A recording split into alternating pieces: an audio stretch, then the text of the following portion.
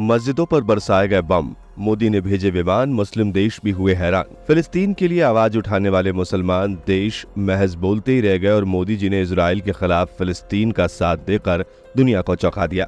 दोस्तों, गाजा पट्टी पर इजराइल के एक के बाद एक हमलों से हजारों लोगों की जान चली गई है। एक तरफ जहां फिलिस्तीनी लोग अब गाजा छोड़कर भी भागने को मजबूर है, तो वहीं दूसरी तरफ इजराइल ने भी अपनी तरफ से फिलिस्तीन को बर्बाद करने की कोई कसर नहीं छोड़ी है। 7 अक्टूबर से शुरू हुई इस खूनी जंग में अब तक हजारों बेकसूरों ने अपनी जान गंवा दी है। फिलिस्तीन और इजराइल की इस जंग का आखिर क्या होगा नतीजा, और मोदी जी ने क्यों दोस्त इजराइल को नाराज करके फिलिस्तीन को भेजी मदद, बताएंगे आज की हमारी इस वीडियो में। वीडियो को आखिर तक जरूर देखिएगा, वीडियो को लाइक और शेयर जरूर कर दीजिएगा। फिलिस्तीनी लोगों की जंग उनके अपने देश को बचाने के लिए है और अपने लोगों की हिफाजत करने के लिए है, और इजराइल की जंग हमास जैसे आतंकी गिरोह के खिलाफ है। किसी भी देश को गलत कहना बहुत जल्दी होगी, लेकिन इन जंगों का भुगतान करने वाले मासूम लोग हैं। एक तरफ हमास के आतंकी लड़ाके हैं जो इजराइल और यहूदियों का नामो निशान मिटाना चाहते हैं, जिसके लिए वह किसी भी हद तक जाने के लिए तैयार हैं, तो वहीं दूसरी तरफ इजराइल ने अपने फायदे के लिए फिलिस्तीनी लोगों की जमीनों को हड़प कर रखा हुआ है। ये जंग मजहबी कम और पॉलिटिकल ज्यादा लगती है, मगर क्या फर्क पड़ता है, जंग तो जंग है, और इसी जंग के नतीजे में चाहे जो आए, खामियाजा आम मासूमों को अपनी जान देकर चुकाना होगा। 7 अक्टूबर के दिन हमास के आतंकी लड़ाकों ने एक साथ इजराइल पर 5000 मिसाइल्स दाग दिए थे, जिसके बाद इजराइल ने भी जवाबी कार्रवाई में एक के बाद एक कई मिसाइल फिलिस्तीन पर छोड़ी। इसके बाद इजराइल ने खुले तौर पर जंग का ऐलान कर दिया और ये भी दावा किया गया कि इस बार तो यह फिलिस्तीन और हमास का नामो निशान ही मिटा कर रख देगा। मगर इस जंग में किसी ने इस बात की तरफ ध्यान ही नहीं दिया कि आखिर इस जंग में उन मासूमों का क्या कसूर है जो जंग के असल मायने भी नहीं जानते। वो मासूम जो शायद अब इस दुनिया को ठीक से देख भी न पाए हों। फिलिस्तीन की तरफ से हमास और इजराइल की फौजें एक दूसरे पर बमबारी कर रही हैं, लेकिन जिन लोगों के हाथ इन खतरनाक हथियारों पर हैं, उनके निशाने पर उनके दुश्मन नहीं बल्कि वो मासूम शहरी हैं जो सुकून के साथ जिंदगी जी रहे थे। ये दो देशों में जब जब जंग शुरू होती है, तब तब आम लोगों के घर ही बर्बाद होते हैं। आइए एक नजर डालते हैं फिलिस्तीन और इजराइल के इस झगड़े पर। आखिर क्यों दोनों ही देश एक दूसरे के आमने सामने रहते हैं। दोस्तों, साल 1948 में फिलिस्तीन से अलग होकर यहूदियों के लिए इजराइल देश को बनाया गया था। उस वक्त का नक्शा अगर देखेंगे तो मालूम होगा कि किस तरह से इजराइल एक छोटा सा देश था और उसने धीरे धीरे करके फिलिस्तीन को ही बर्बाद कर दिया। आज फिलिस्तीन का ज्यादातर हिस्सा इजराइल में शामिल है, मगर बावजूद इसके इजराइल का साथ देने के लिए दुनिया के सभी देश खड़े हैं और फिलिस्तीन का साथ देने में कोई मुस्लिम देश हामी नहीं भरता। ऐसा आखिर क्यों? दोस्तों, इसका जवाब फिलिस्तीन की आड़ में पनपने वाले आतंकवाद, जो न सिर्फ इजराइल को बल्कि उन मासूमों को भी टारगेट करता है जो इस्लाम के खिलाफ बोलता है। अरब के कई मुस्लिम देश फिलिस्तीन के लिए आवाज तो उठाते हैं, मगर फिलिस्तीन के लिए जंग में शामिल होने से कतराते हैं। फिलिस्तीनियों और इजराइलों के बीच लड़ाई की बड़ी वजह यरूशलेम में मौजूद मस्जिद, जिसे यहूदी और मुसलमान दोनों ही अपना बताते हैं, अल अक्सा ही वह मस्जिद है दोस्तों, जिसकी वजह से इजराइल और फिलिस्तीन के बीच झगड़े सदियों से चलते आ रहे हैं। इस मस्जिद को इस्लाम और यहूदी दोनों ही धर्म में एक समान की नजर से देखा जाता है और इसलिए दोनों ही देश इस मस्जिद पर अपना कब्जा कायम करना चाहते हैं। मगर दोस्तों, किसी भी जगह के लिए मासूमों का खून बहाना तो इंसानियत नहीं है।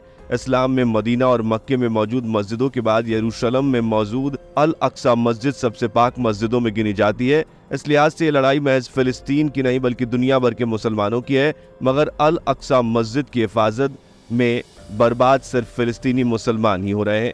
मगर एक भी अरब का मुस्लिम देश फिलिस्तीनी मुसलमानों के लिए कभी इजराइल के साथ जंग लड़ने के लिए आगे नहीं आया। एक तरफ जहां मुस्लिम देश सिर्फ दूर रहकर फिलिस्तीन की बर्बादी का तमाशा देख रहे हैं, तो वहीं भारत ने इजराइल के सामने फिलिस्तीन की मदद करके सबको चौंका दिया है।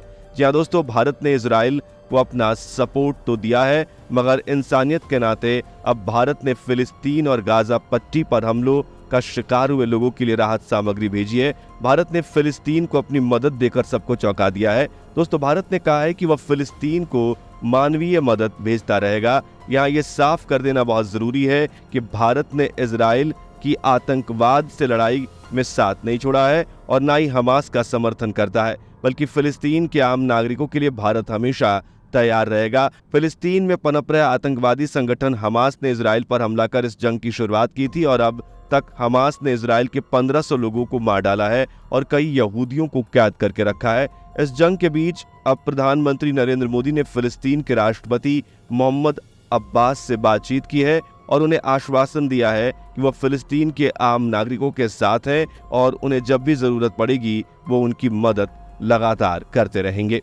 इतना ही नहीं बल्कि इजराइल का गाजा पट्टी में मौजूद एक अस्पताल में बम विस्फोट करने की घटना का भी भारत ने विरोध किया। इजराइल ने गाजा के अल अहिल अस्पताल पर बम से हमला किया था जिसमें कई लोगों की मौत हो गई थी। इस हमले में हुई मौतों को लेकर भी पीएम मोदी ने दुख जताया। आपको बता दें कि इजराइल के गाजा पट्टी पर छोड़े गए इस रॉकेट हमले में 500 से ज्यादा लोगों की मौत हो गई है। इसमें अस्पताल में मौजूद मरीज भी शामिल है। दोस्तों आपको बता दें कि इजराइल ने इस हमले को मानने से इनकार कर दिया और कहा कि गाजा पट्टी का अस्पताल पर जो रॉकेट गिरा था वो इजराइल का है ही नहीं बल्कि हमास के ही रॉकेट थे जो इजराइल की जगह गलती से गाजा पट्टी पर गिर गए।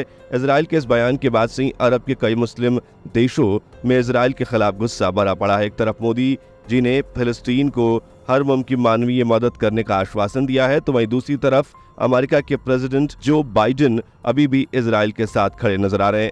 रविवार को भारत ने फिलिस्तीन की मदद के लिए कुल 3,815 टन की राहत सामग्री भेजी जिसमें 615 टन मेडिकल हेल्प का सामान है, 32 टन आपदा में काम आने वाले जरूरी सामान है और वहीं दवाइयां और उसके साथ कुछ सिरप भी शामिल है। जरूरी सर्जिकल इक्विपमेंट्स भी भारत की तरफ से फिलिस्तीन को भेजे गए हैं। इसके अलावा आपको बता दें कि आपदा के वक्त काम आने वाले जरूरी सामान जैसे टेंट, स्लीपिंग बैग, ट्रैपोलिन और रोजमर्रा के काम आने वाले सैनिटरी का सामान, पानी साफ करने वाली टैबलेट्स और कई जरूरी चीजें भारत ने फिलिस्तीन के लिए भेजी है। भारत ने फिलिस्तीन को ये भी दावा किया है कि आगे चलकर जो भी मदद जरूरी होगी वो फिलिस्तीन के लिए की जाएगी। दोस्तों आपको बता दें कि भारत फिलिस्तीन को सीधे तौर पर सामान नहीं भेज रहा बल्कि इजिप्ट के रास्ते ये सामान फिलिस्तीन भेजा गया है। आपको बता दें कि भारतीय वायुसेना C-17 विमान में ये राहत सामग्री फिलिस्तीन को भेजी गई है। पहले ये विमान मिस्र में अल अरीश हवाई अड्डे पर पहुंचा और फिर राफा बॉर्डर के जरिए राहत सामग्री फिलिस्तीन भेजी गई। शनिवार यानी 21 अक्टूबर को ही मिस्र का राफा बॉर्डर खोला गया था ताकि गाजा पट्टी में मदद पहुंचाई जा सके।